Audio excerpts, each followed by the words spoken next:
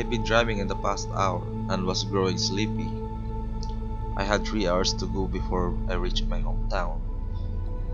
I did not think I was going to make it happen without falling asleep at the wheel. I looked at the clock on my dash. It was 2:30 a.m. I decided that I would stop in the next hotel that I saw and just called it a night head home first thing. First thing in the morning, it wasn't looked before I saw a massive look hotel in the next exit.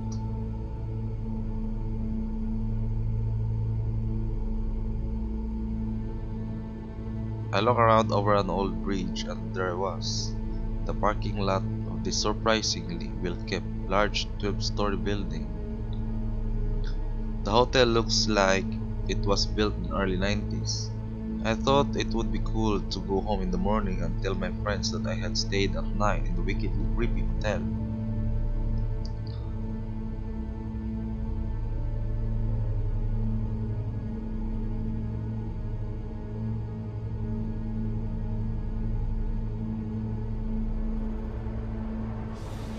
Once inside, I was taken back by the Victorian-style interior hotel. The entrance was like all the grand ballroom. Everything was pristine and clean, with the huge chandeliers hanging from the ceiling, illuminating the ground level with a warm amber glow.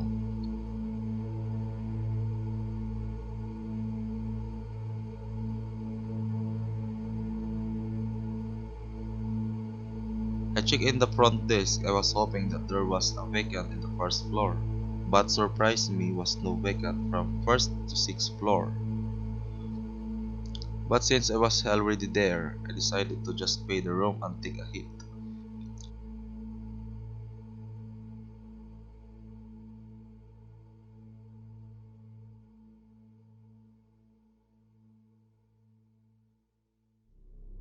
My room was on the 7th floor, but considering how small and antiquated the elevators were, I decided to take a stairwell just to be safe.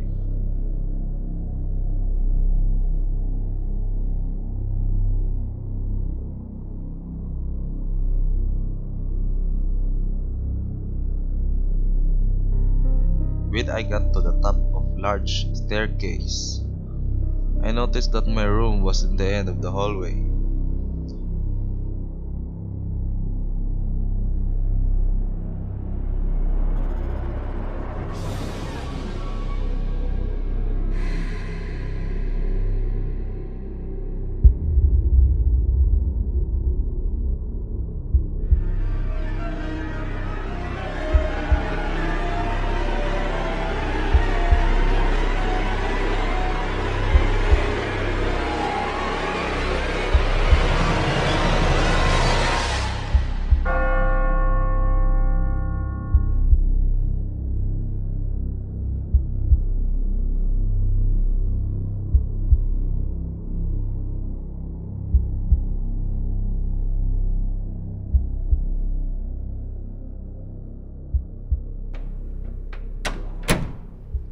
Once in my room, I was quite delighted at how it nice and definitely had certain nostalgic appeal despite the old musky feel of place, which kind of reminds me of the old library.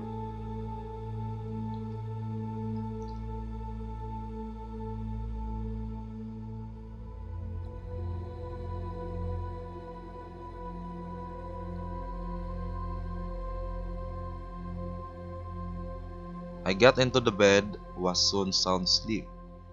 Sometimes during the night, it began to storm because I was working by the thunder and rain splattering on the windows, which was then followed by flashes of lightning.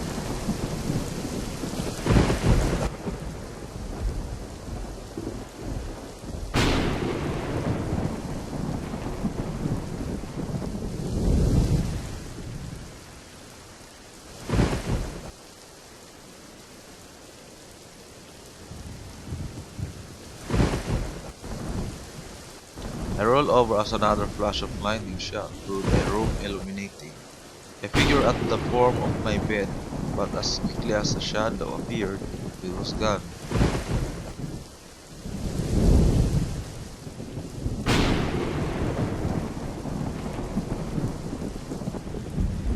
startled. I sat in the bed, clearing my thoughts and reluctant, got out of my bed to investigate. I quickly dismissed this a figment of my overactive imagination. The hotel was beautiful in its own right, but it held a lot of creepy elements within its walls that somehow seeped its way into my consciousness.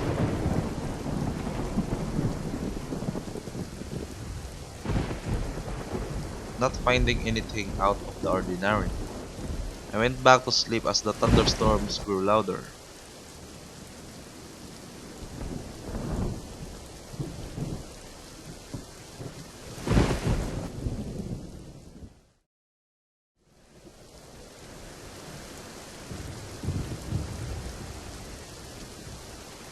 Again, after a narrow served sleep, I was jarred awake by a sound.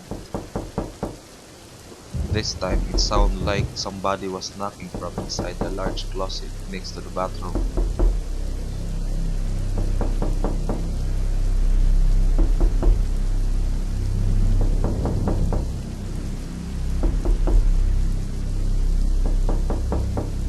When I got the courage to get up to investigate, the knocking had stopped. Looking at the door that was ajar, imagining what could be lurking behind it.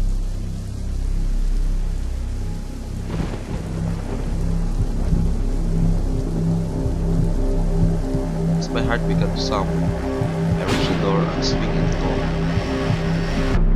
To my relief, the closet was empty. But I had heard knocking from the closet door. This was starting to become very unsettling while turning to bed.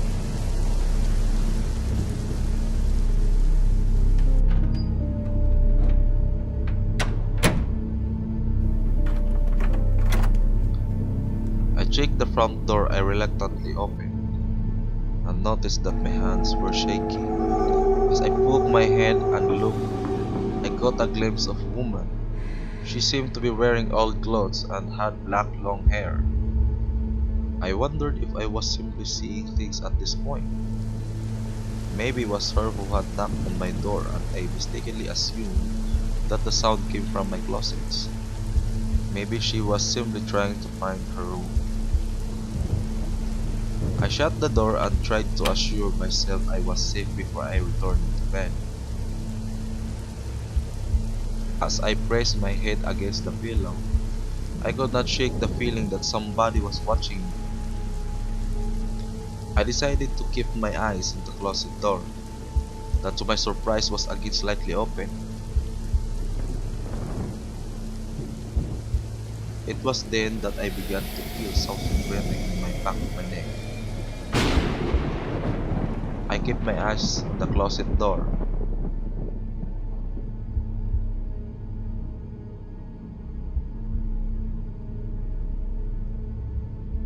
As it always began to creak open. I held my breath in fear. The door opened all the way as the warm sensation in the back of my neck intensified. I twisted around to see a horrifying after a white lady in bed.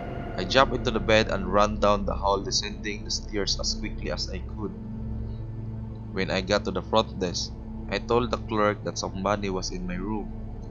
When I told her it was room 404, she frowned it and immediately apologized. Apparently, I had been giving the wrong case by mistake. Nobody had been in that room for years, as the hotel had limited access due to multiple complaints of a scary woman hunting on the room's occupant. I was informed that back early 90s, a woman had died in that room and had been hunting ever since. I asked the employee to retrieve my belongings as I refused to go back into the room. I was given a new room on the first floor, but I refused a drive to get home just to be safe. And that would be the last time I would ever spend the night at the hotel.